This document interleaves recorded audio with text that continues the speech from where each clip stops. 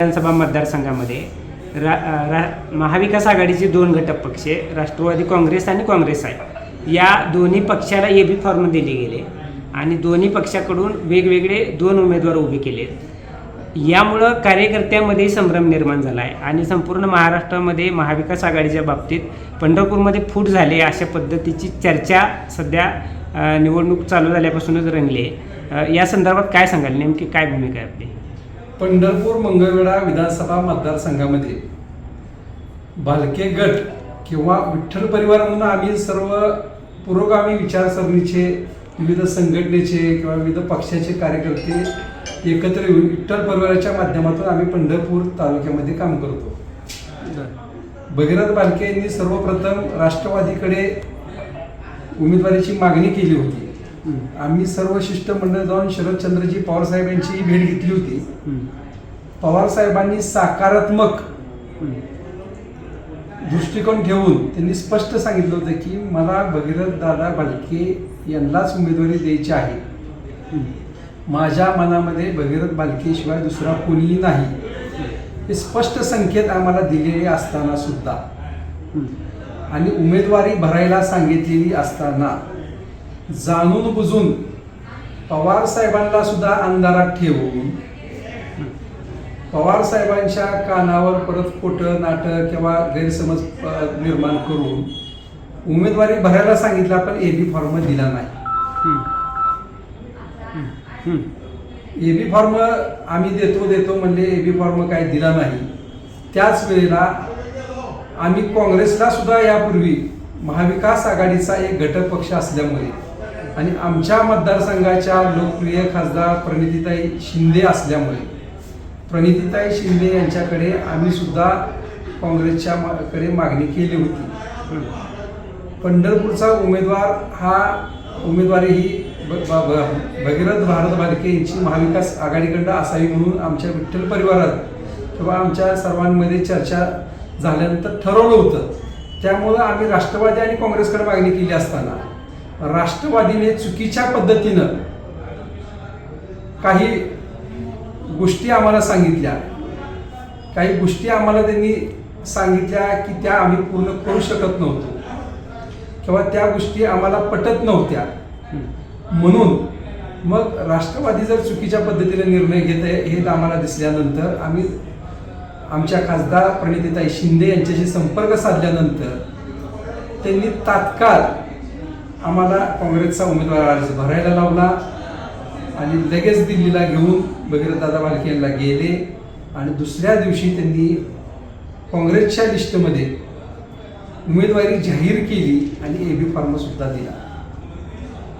आणि ज्या दिवशी एबी फॉर्म दिला गेला, ज्या दिवशी काँग्रेसकडून महाविकास आघाडीकडून उमेदवारी जाहीर केली, त्याच्या दुसऱ्या दिवशी राष्ट्रवादीच्या प्रमुखाकडून सांगण्यात येत होतं की तुम्ही काँग्रेसचा एबी फॉर्म माघारी द्या, तुम्ही काँग्रेसची उमेदवारी माघारी द्या आणि राष्ट्रवादीची घ्या म्हणून त्यांनी सातत्याने प्रयत्न आणि दबाव टाकायला सुरू केले. वास्तविक पाहता एखाद्या राष्ट्रीय पक्षाने जर एखादी उमेदवारी जाहीर केली असेल, ते पण त्या पक्षाचे प्रमुख नेते राहुल गांधी यांनी दिल्लीमध्ये ठरवून जर उमेदवारी दिली असेल तर त्या एवढ्या मोठ्या पक्षाची उमेदवारी आपण नाकारणं आणि तेही घटक पक्षामध्ये दुसरीकडे आपण त्याची उमेदवारी घेणं हे घातक विश्वासघातकीपणाचं होतं. आम्ही पहिल्यांदा विश्वास राष्ट्रवादीवर टाकला होता.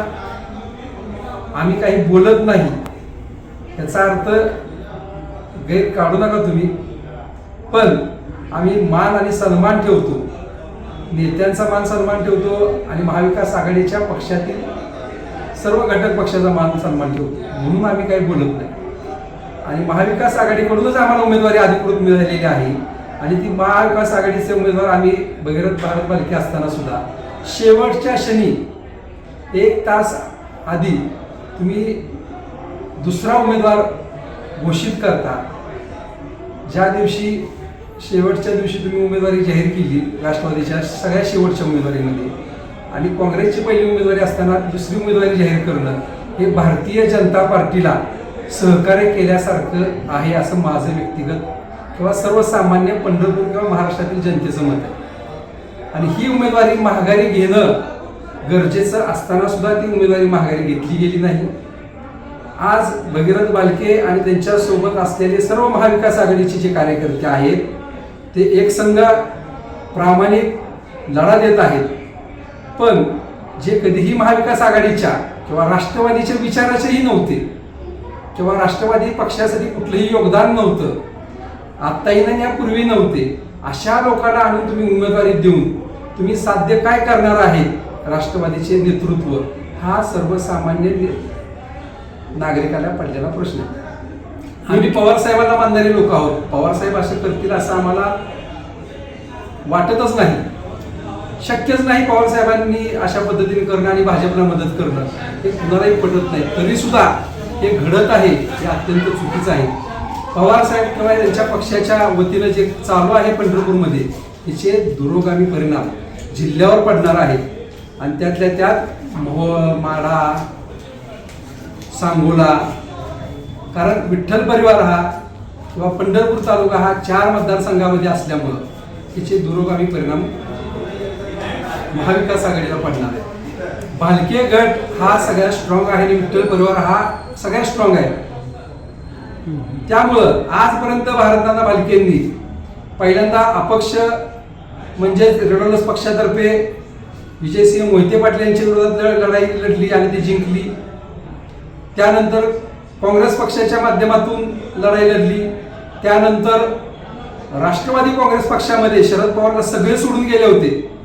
त्यावेळेला एकटा ढाण्या वाघ भारतनाना भालके शरदचंद्रजी पवार साहेबांकडे गेले आणि त्यांनी त्या जिल्ह्यामध्ये पवार साहेबांच्या विचाराचे लोक आणण्यासाठी मोहोळमध्ये मदत केली, माढ्यामध्ये मदत केली, सांगोल्यामध्ये सुद्धा आम्ही सगळ्यात जास्त लीड दिलं, पण त्यांना यश आलं नाही. आणि भारत बालके आल्यामुळं त्या जिल्ह्यामध्ये किंवा राज्यामध्ये परत पवार साहेबांची ताकद वाढली होती. हे कुणीही नाकारू शकत नाही. आणि पोटनिवडणुकीमध्ये सुद्धा ज्या पद्धतीनं काही लोकांची नावं घेत नाही मी, ज्या लोकांना इथं राष्ट्रवादीनं निरीक्षक म्हणून नेमलं होतं त्याच लोकांनी गद्दारी केली. त्यामुळं आम्हाला पोटनिवडणुकीमध्ये पराभवाला सामोरे जावं लागलं.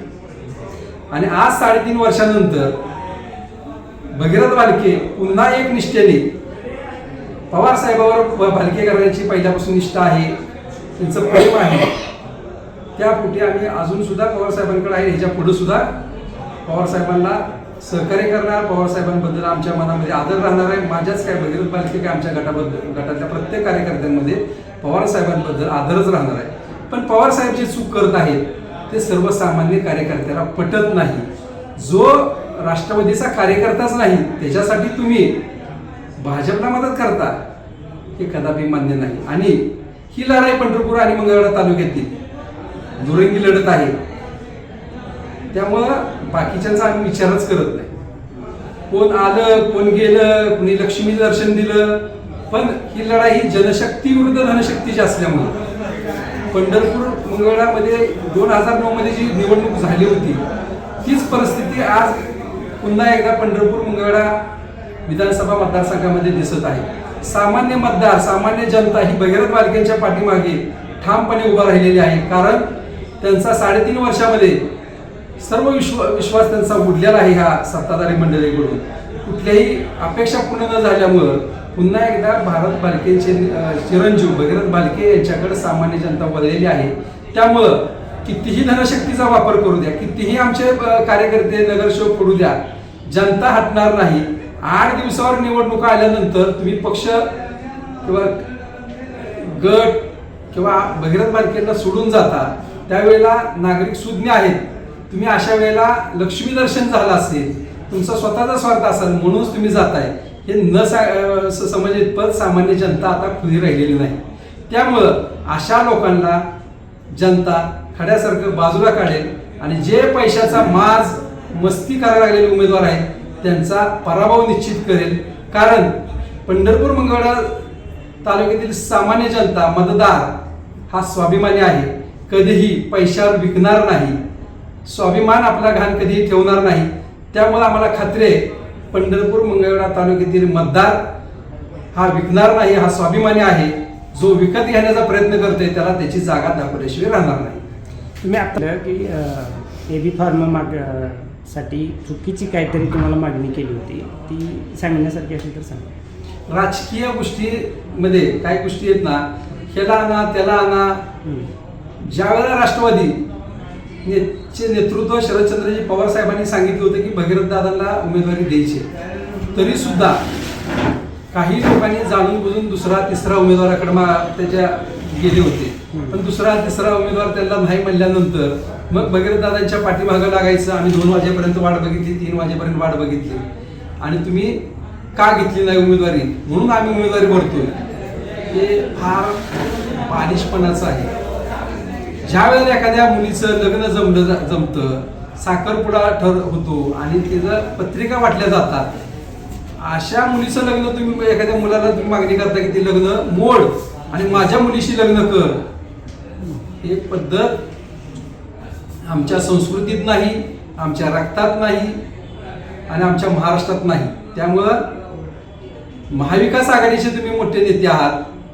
काँग्रेस, राष्ट्रवादी काँग्रेस, शिवसेना तुम्ही आणि अन्य घटक पक्ष मिळून राज्यामध्ये महाविकास आघाडी स्थापन केलेली आहे. त्यामुळं समन्वय साधण्याची मोठ्या नेत्यांची जबाबदारी असताना उमेदवाराला अडचणीत आणून भाजपला मदत करण्याचं कटकारस्थान कोण करत असेल तर त्याला महाविकास आघाडीने एकत्र येऊन लढा देणं गरजेचं आहे. तात्काळ महाविकास आघाडीनं याच्यावर निर्णय घेणं अपेक्षित आहे. आणि त्याच्याही पलीकडे आमच्या खासदारांनी स्पष्ट सांगितलं ही लढत दुरुंगी आहे, त्यामुळं कोण उभा राहिले त्यांना आम्ही गिनतच नाही. कारण ही पंढरपुरातील लढाई आहे, ही मंगळवेढ्यातील लढाई आहे. उमेदवारच इथला नाही आणि प्रचार करणारी लोक इथली नाहीत. त्या लोकांचा विचार नागरिक करत नसताना मग आम्ही का करावा. आता आगामी काळामध्ये सभा होतील आपल्या सभेसाठी राष्ट्रीय नेते कोण आमंत्रित वगैरे केले, कोण येणार आहेत? राहुल गांधी वगैरे. राहुल गांधी यांची सुद्धा तारीख घेण्याचे आम्ही प्रयत्न करत आहोत. 15/14 दरम्यान विरोधी पक्ष नेते आणि काँग्रेसचे नेते राहुलजी गांधी यांची सभा आम्ही लावण्याच्या प्रयत्नात आहोत. खासदार प्रणितीताई शिंदे यासाठी प्रयत्न करत आहेत. त्यानंतर काँग्रेसचे नेते नानाजी पटोले, पृथ्वीराज बाबा चव्हाण, शिवसेनेचे काही नेते सर्व मिळून भगीरथ दादा भालके यांच्या प्रचाराला येणार आहेत आणि भगीरथ दादा भालके यांचा विजय निश्चित आहे. आणि जितना संघर्ष बडा उतनी जीत बडी होती है. त्यामुळं आमच्यातल्या जवळच्या लोकांना जरी फोडलं, आमिष दाखवली, तरी सुद्धा सामान्य जनता कदापिही भगीरथ भालकेला वाऱ्यावर सोडणार नाही. कारण निष्ठेने काम करणारे आणि स्वाभिमानी मतदार हा भालकेंच्या सोबत आहे, भारत नानांच्या सोबत आहे आणि तो राहणार आहे.